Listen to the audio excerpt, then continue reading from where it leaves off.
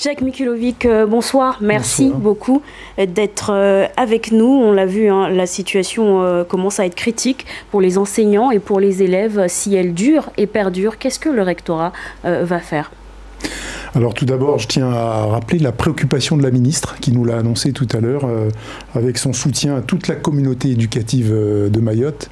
Et je rajouterai moi plus particulièrement aux collègues de Koungou qui ont eu une tentative d'intrusion, aux collègues de Passamanti où il y a eu des professeurs aussi agressés et bien sûr aussi à Doujani. Et là, vous le montrez dans votre reportage, des bus scolaires brûlés, attaqués. Ça m'interroge vraiment sur le fond, sur la compréhension des enjeux de l'éducation à Mayotte. Je crois que si on peut sortir de cette délinquance, ça sera par un sursaut éducatif, un sursaut citoyen, même commun.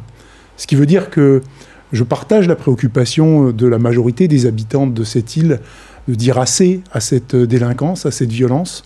Mais je m'interroge aussi sur les effets collatéraux de ces blocages, dans la mesure où les délinquants prolifèrent et des fois imitent aussi par leur comportement, puisqu'ils sont habitués au barrage.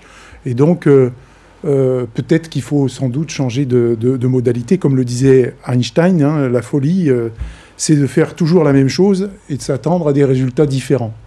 On sait que les barrages apportent pas forcément plus de sécurité et donc je Mais pense qu'il faut un sursaut éducatif. Mais ils pourraient visiblement durer ces barrages. Est-ce que sur le long terme, cet enseignement à distance, là, ça va pouvoir porter ses fruits dans une île où l'éducation est déjà pas mal mise à mal par les nombreuses crises ? C'est une vraie inquiétude, hein, puisque ça vient se cumuler avec la difficulté qu'on a eue en début d'année avec la crise de l'eau. On a eu aussi des violences au mois de décembre. Alors forcément, la plus belle des continuités, c'est celle qui se fait à l'intérieur de l'école. Les élèves ont besoin d'aller à l'école, mais on doit s'organiser. Et donc on s'organise, puisqu'on est contraint. Certains élèves ne peuvent pas se rendre dans les établissements scolaires. Les enseignants ou les équipes, les personnels ne peuvent pas se rendre dans les établissements scolaires. Donc tout le monde va recevoir un courrier demain avec différentes modalités de prise en charge pour les cours à distance, avec des ressources.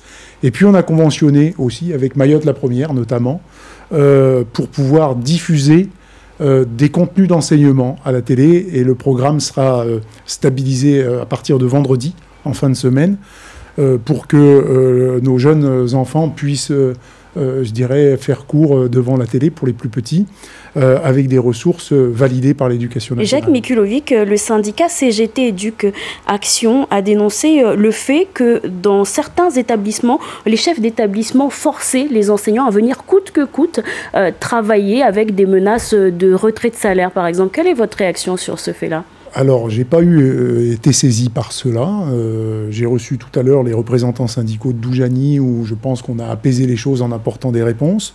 J'ai discuté tout à l'heure avec le représentant de la FSU, à aucun moment avec le représentant de la CGT, pour convenir d'un protocole, hein, justement, de continuité pédagogique. Il est sûr que garantir la sécurité de la communauté éducative est prioritaire.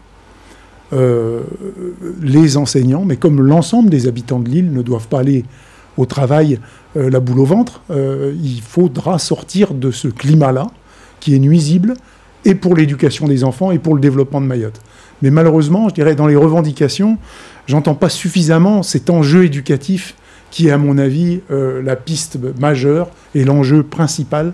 Et c'est mon rôle de recteur de le rappeler, hein, pour le développement de ce territoire. Alors, certains établissements ouvrent et dans la journée, ils ferment aussitôt. Quelle est la consigne que vous donnez finalement à ces établissements ? Est-ce qu'ils restent ouverts ? Est-ce qu'ils restent fermés en ces temps de barrage ? La consigne est simple, c'est à chaque fois qu'on peut ouvrir, il faut ouvrir.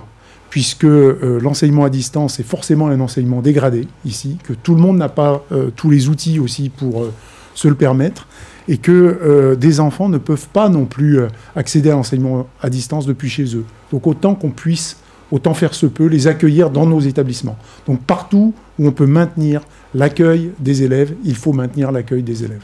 Jacques Mikulovic, Gabriel Attal a annoncé tout à l'heure, lorsqu'il faisait sa déclaration de politique générale, qu'à partir de l'année prochaine, il y aura des groupes de niveau dans les collèges. Est-ce que c'est une bonne chose pour Mayotte ? Bien sûr, on l'avait anticipé, on avait même rédigé, on a eu l'occasion d'en parler ici et j'ai eu l'occasion d'en parler aussi avec les représentants des parents. C'est planifié, les dotations sont faites auprès des établissements. Demain, on va peaufiner tout ça puisque je reçois tous les cadres de l'académie pour justement cette préparation de la rentrée prochaine. On s'y prend dès le mois de janvier. Et cette organisation scolaire au collège avec des groupes de niveau sera mise en place à Mayotte dès la prochaine rentrée. Merci beaucoup d'avoir été avec nous.